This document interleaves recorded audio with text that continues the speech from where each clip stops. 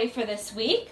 Let me find it. I took out my bookmark. It's called The Signmaker's Assistant. This is a really fun story. If you look through our vocabulary words on our video, you might know that this story has to do with a man who created signs, and he had an assistant. Do you know that signs are everywhere? Signs help you find things you need, and they help you stay safe. For example, there is a sign at the grocery store to help you find the food that you want. In the story, The Signmaker's Assistant, you will read what happens when someone changes the signs all around the town. Let's get started. The Signmaker's Assistant by Ted Arnold. Everyone in town agreed. The old sign maker did the finest work for miles around. Under his brush, ordinary letters became beautiful words. Words of wisdom, words of warning, or words that simply said which door to use. When he painted "Stop," people stopped because the sign looked so important. When he painted "Please keep off the grass," what do you think they did? You're right, they kept off the grass because the sign was polite.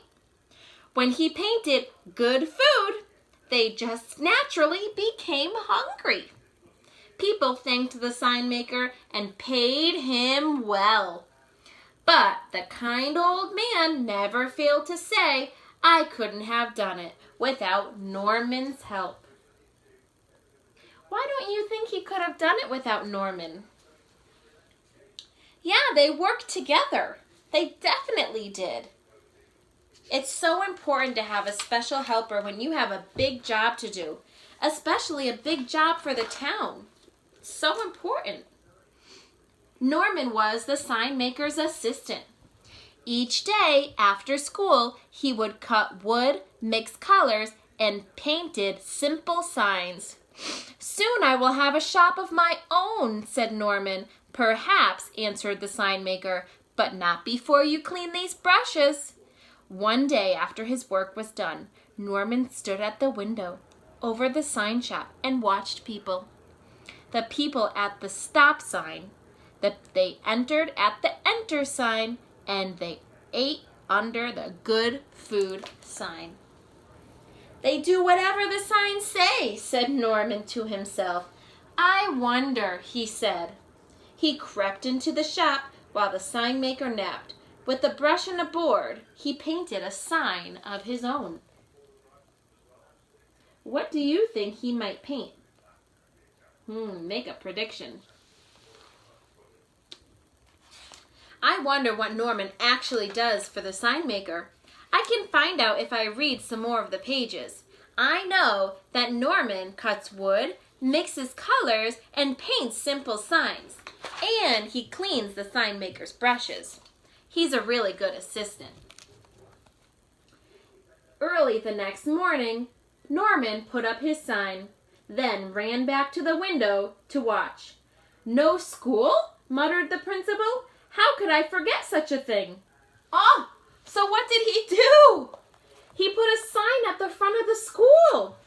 "Silly Norman."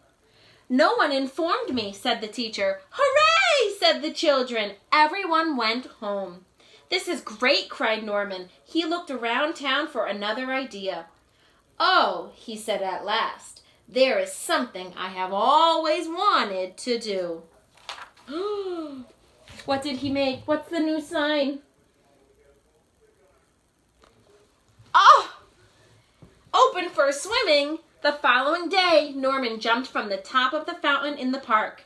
As he swam, he thought to himself, "I can do lots of things with signs." Ideas filled his head. That afternoon, when Norman went to work, the sign maker said, "I must drive to the next town and paint a large sign on a storefront. I'll return tomorrow evening, so please lock up the shop tonight." As soon as the sign maker was gone, Norman started making signs. He painted for hours and hours and hours. What does the sign maker tell Norman to do at the end of the night? Yeah, right here. It tells him to lock, he says, so please lock up the shop. What does that tell you about the relationship between Norman and the sign maker? He must trust him, right? If he goes home and leaves him at the shop, he's going to trust him to know that he's going to lock it up and keep the place safe. I hope Norman doesn't ruin his trust by making some silly signs. That wouldn't be nice. In the morning, people discovered new signs all around town.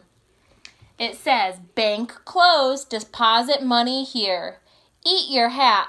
Buy Norman a present at the toy shop. Oh my goodness, Norman is not really doing the right thing. He's taking advantage.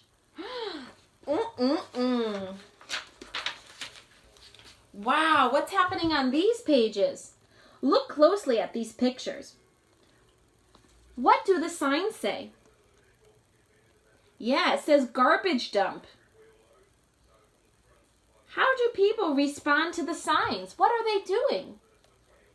Yeah, they're dropping their garbage there in front of the grocery store. It's really the grocery store. Do you see he put the sign right over it? Why would he do that?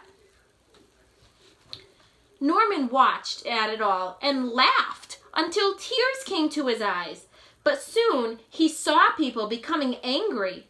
The sign maker is playing tricks, they shouted. He has made fools of us. The teacher tore down the no school sign. Suddenly, people were tearing down all the signs, not just the new ones, but every sign the sign maker had ever painted. Then, the real trouble started. Without store signs, shoppers became confused. Without stop signs, drivers didn't know when to stop. Without street signs, firemen became lost. Oh no, this is backfiring. Uh-oh, Norman made a mistake. Not good.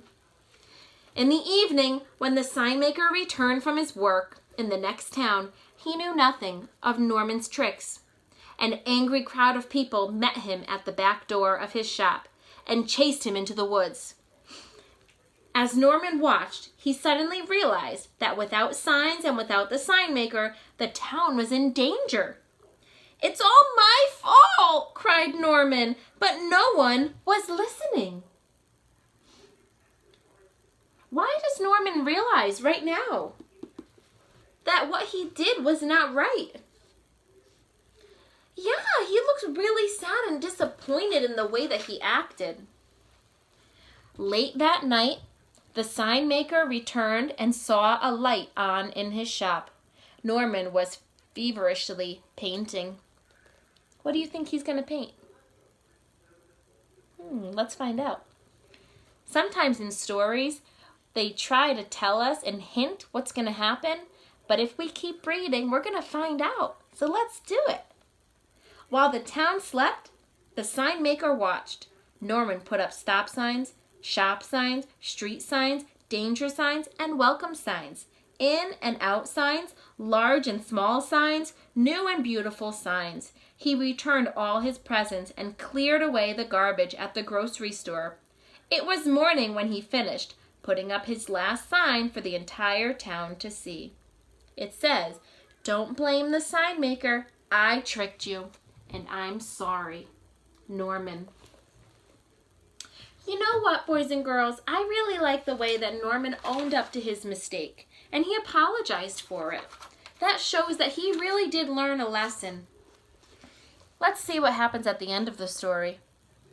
Then Norman packed up his things, locked up the shop, but as he turned to go, he discovered the sign maker, and all the townspeople were gathered at his door. "I know you're angry with me for what I did," said Norman, with downcast eyes, "so I'm leaving."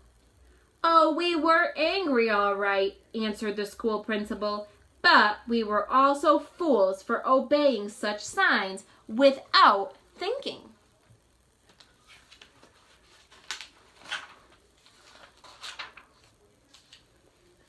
Oh, here we go. Last page. You told us. You are sorry, said the sign maker, and you fixed your mistakes. So stay and work hard. One day this shop may be yours. Perhaps, answered Norman, hugging the old man, but not before I finish cleaning those brushes. So Norman learned his lesson. Yes, he did. Throughout this story, he was able to realize that when he made a mistake, he had to go back and own up to it and say sorry. So this tells me that signs keep us safe in the community. They tell us a lot of things. And if we're silly about it and we make up fake signs, the community's not going to run very smooth and people aren't going to be safe. So think about those things. Thanks for listening.